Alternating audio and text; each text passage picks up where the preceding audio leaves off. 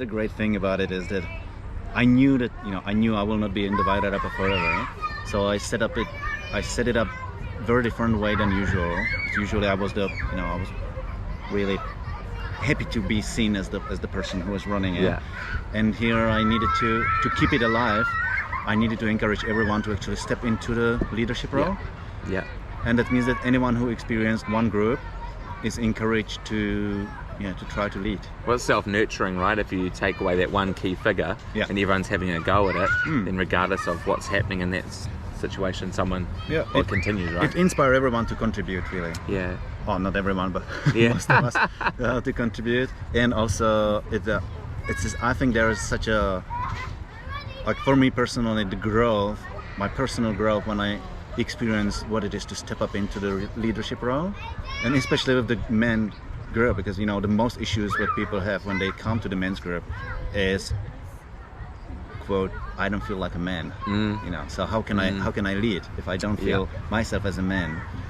And it's beautiful to see when the group is supportive and saying, yep, well, we all know those feelings. And we are here to support you, and we just want you to find your comfortable space where you can, inside, to find a stable point where you can face the challenge, which may be just saying, hey guys, we are starting. Just the sentence is already, challenging for someone.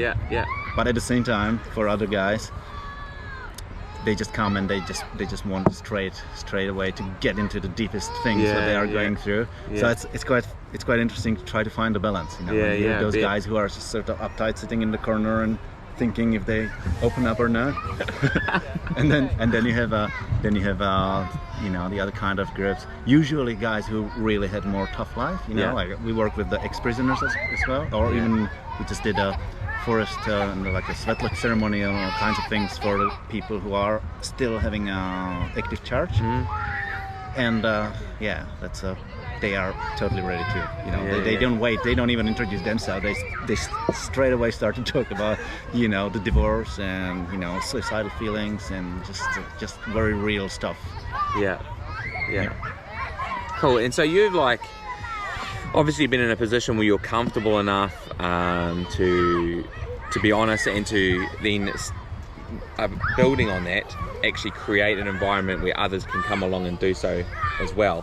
And what we're finding is that just cruising around, there are lots of little organisations that probably are doing, they are doing great things in their community, but I don't think there's enough, right? So if I'm someone living in a semi-rural or remote area, or even in a city, and I don't feel there's quite the organisation there to support men's mental health, you've become an advocate. How would you, what sort of tips and tricks might you give to someone who's in that similar position to go, you know what, this is what you could do within your community to begin the same work? For me, it was very easy because somehow the universe really directed me to do that work and to experience it even with my father, which was very special to share some period when we actually grew a lot together in our relationship. And I believe I experienced something like the initiation, which really is the goal of the men's groups, to create a feeling of the belonging. If you belong, you don't have to look for your value somewhere out there, because you belong.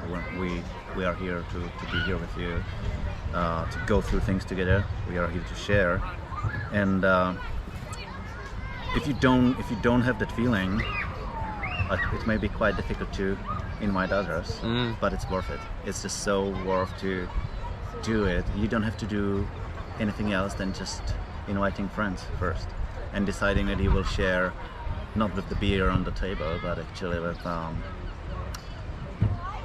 the clear intention, with the co-power of being truthful.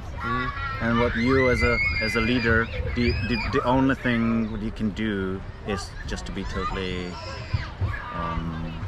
what's the word in English?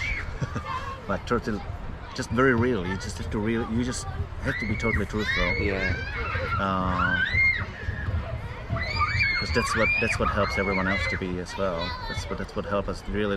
I think the authenticity. That's the word. Authenticity. Yeah. So you're saying you got to role model it first, so that people can see. Yeah, we use the talking stone. So that's the usual thing. We just you know, we just have a talking stone and pass it in the circle. If you don't want to talk, it's all right. Yeah. If you don't want to even introduce yourself, it's all right. You're still fully accepted and you still belong to the group. But you have the chance to talk, and if the first person, if one person in the circle is authentic enough that it actually, you know, gets you emotional, or you know, it touches you somehow, then you just feel inspired enough to show what is really happening in your life without you know, without trying it make really awesome and great and no problems. And yeah. So it's sort of contagious. I think the authenticity is contagious. Yeah, contagious. Yeah. And I believe that's what you guys are doing. So I'm very excited that you are doing what you are doing, because you are spreading that authenticity not just in the region or not just in the town, but really connecting the nationwide network. Yeah, we're trying to. Hey, just wanted to, a bit of a disclaimer. No people were harmed in the filming of this. There's so just far. A playground just over our shoulder, and there's a whole lot of action happening and kids falling over and all sorts. So you might hear a bit of action happening over there, but it's nothing to do with us. So I know that personally Jonas self-funded his group for a number of years, and there are others all around New Zealand who are doing this off their own back. So our whole intention was to be able to obviously spread awareness around these organisations and the need for some honesty with men in their mental health, but also to sort of raise funds. So if you can jump onto the Give a Little, it will help Jonas and his work so much, and obviously it's going to change lives. So that's the Lighthouse Project NZ on Give a Little. Cheers again, Jonas, for coming along. Good luck with the men's group Wairarapa, and we hope that it continues to thrive in the way that you've set it up to. Thank you, brothers. I really appreciate your support. Thank you. Cheers.